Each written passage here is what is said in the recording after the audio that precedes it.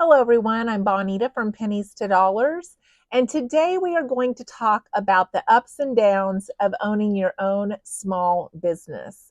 Now, small businesses are totally a different animal than large businesses, especially if you have a small business in a small town. We owned two grocery stores that we opened from the ground up in two towns that had less than 1,500 people in one and 500 people in another. So, we're going to talk about what that is like and some of the things that you might think about before you open a small business in a small town. We learned so much from this experience.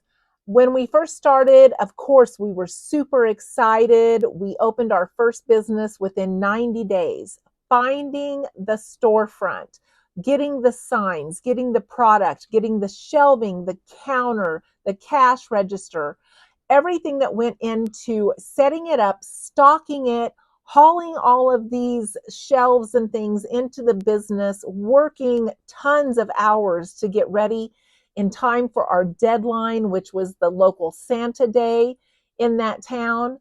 And people's excitement were building. We left it where they could see us working every day. We left the windows uncovered. People would come in and talk to us. They were super excited, and so were we. But we owned this business for 7.5 years before we sold it. It is still going.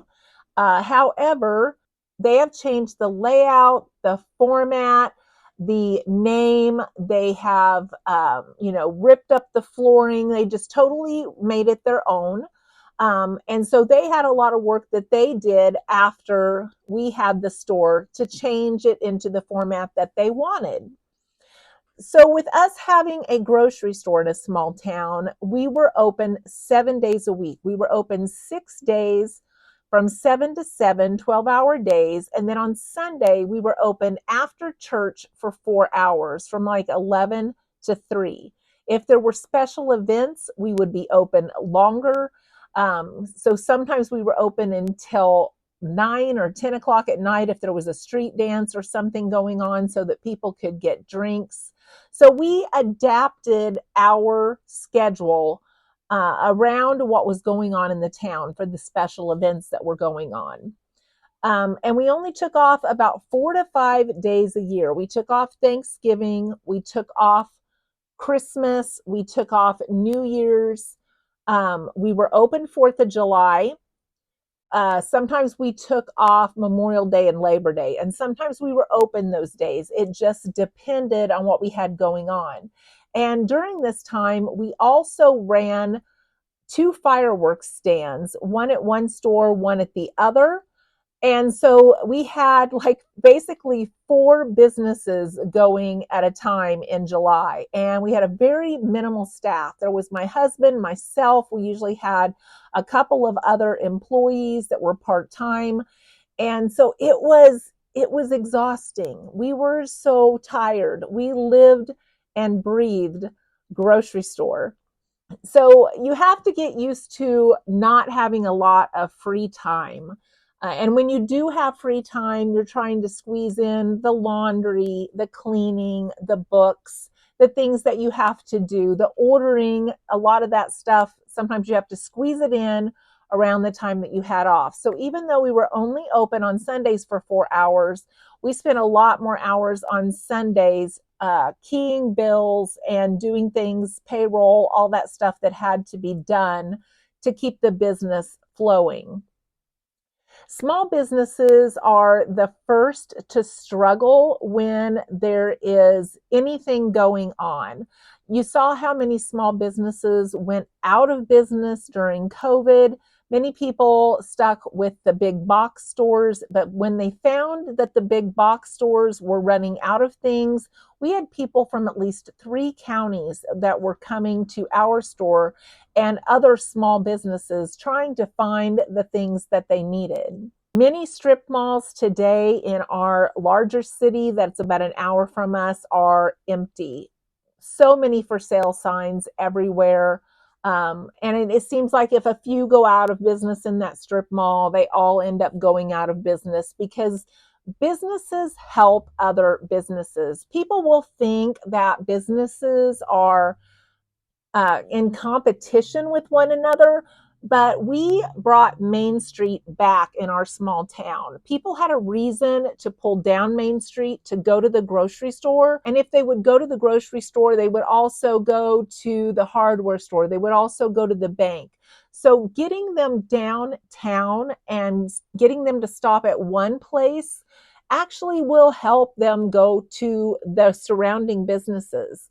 So that is a positive thing when you have other businesses around you. The thing to keep in mind when you run a small business, keeping money local, keeping tax money local, it's really only important to the small business owners. We tried to promote that we were a small business, that your tax money stayed here, your money stayed here, but people would still drive an hour to go buy things that cost more than what we had them. They would assume that we cost more when we didn't. We tried to stay competitive with the big city prices, but that small town thinking that things cost more in a small town would be prevalent a lot of times. And so people would drive anyway. And sometimes they would go 4 or 5 places before they would come back to their hometown and check us and say, we couldn't find this at all these places and you have it, when they could have just checked there first. So you see a lot of signs about, support small business, keep the money local. We have found that even since we left the store, that those signs really only mean something to the small business owners. It really doesn't mean anything to the shopper. And of course, in a small town, you will always have lots of people that are related to each other, people that are friends.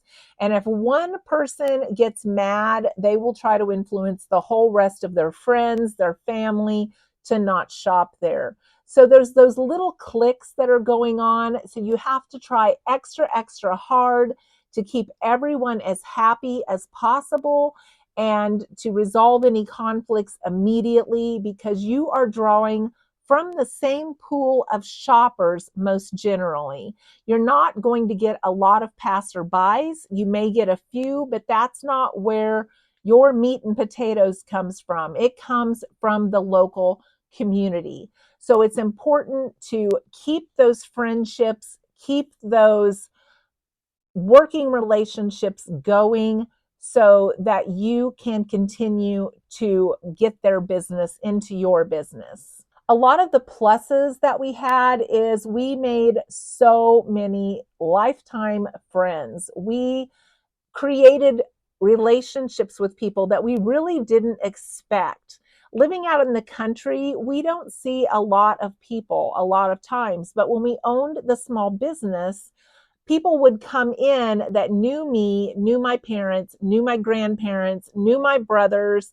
After a while, my husband would tell me, just tell me who you're not related to. That will be easier because there was so many shirt tail relatives. Everyone had a connection. There were connections through school, through my kids going to school with them, through us being parents of kids in the same class, through cousins, through marriage. So many connections that everybody maybe had been a neighbor of your parents. And so all of that was connected. We made lasting relationships with people that maybe we hadn't even seen in years that now we consider friends. And that was an absolute plus to have those relationships grow. It also created our nest egg when we sold the store so that we would have retirement funds to draw from. So we invested that, we draw interest on that, and we try not to touch that and live as frugally as we can, because that is where our nest egg came from. Many times we can work so many years and try to tuck money back, but then something comes up and it takes all of your emergency funds. And then you save again and something else comes up and it takes it all.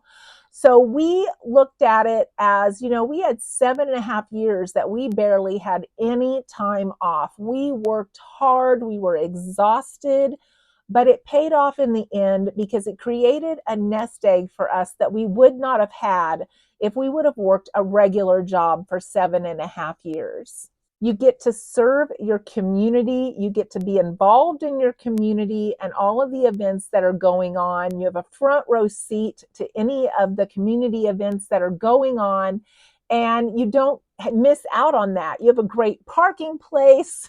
The only thing is sometimes you get so busy in your store during these events that maybe you miss the actual event that is happening, but it's all good.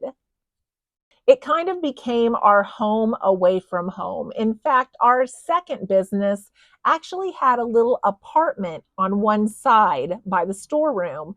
We had a bed in there, we had a kitchen, we had a dining room table. We talked about moving down a TV, some recliners, but we learned very quickly that living even on the other side of our store didn't give us the break that we needed. We were working so many hours that we really needed a change of scenery, and that little apartment just wasn't enough distance between all the hours we were working and where we would stay at night. It would become just somewhere to sleep, and then you were at it again. My husband and I have discussed many times, we don't know how hotel and motel people do it, where they live, where they work. It's very exhausting, and we really needed that mental space away from our actual business. So we only used that maybe 3 or 4 times when there was an event starting the next day, like really early, or we had something going on in the kitchen where we would serve meals for some event that was going on. We really did not use it as the apartment that we originally envisioned. There's a few myths that I wanted to address. One of them is you work for yourself, you can set your own hours. That is totally not true. If you have a business, you really have to adjust to the public that needs you, to the public that is going to pay you, to what their needs are. Originally, we really didn't want to be open on Sunday. We wanted to have a day off. Out here, most businesses will close at noon on Saturday or at least by 4, and they're not open on Sunday. But with us having a grocery store, we knew that the people that lived in that town were going to be home on Saturday and Sunday. They were going to be going to church on Sunday. They were going to need things after church to prepare their meal for dinner and for supper, and that we needed to be available to meet their needs so that they didn't have to drive. Because if they would drive, they would pick up more things that would get them through the rest of the week, and they wouldn't need us. So we had to adjust our work schedule according to what the town's needs were to be successful. They also say, build it and they will come. That's not true either. You have to work hard to earn people's business and to keep their business. They may come in the beginning just to walk around and look and see what it's like, but that doesn't mean that they will come back. And every time that someone walks into your storefront, it's an opportunity to see if you can gain their business so that they will come back. Many times we wouldn't see people maybe the first 4 years that we were open, and they would run in for something small. And then maybe in 3 weeks, they would run in for something else small. And before long, they were picking up a bag full of groceries, or 2 or 3 bags full, or a cart load. So don't discount those small sales. Those small sales can add up to be a lasting, loyal customer. And those little sales can add up as much as maybe one big sale that you have. So those little sales really matter. And sometimes people will poo-poo those little sales, but they are just as important as those big sales. We sold way more $2 and $5 sale tickets than we did $200 sale tickets. So those $2 and $5 ones, they really matter. They keep your lights on, they keep your water on, and they keep those people coming back in where they might pick up something else. So I hope this little look-see into owning a small business in a small town is helpful to some of you who maybe are considering doing something like that.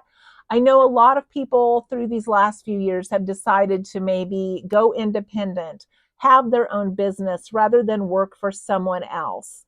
There is a lot of work that goes into it, but it's also very rewarding. We learned so much from that experience. Now, I don't think we would ever want to own our own small business again because of how much work that we put into it, but we absolutely enjoyed it while we had it, and we look back up on it as a very useful experience that has helped us in so many other areas in our life. I hope you will give me a thumbs up if you found this helpful today, and I hope to see you in the next video.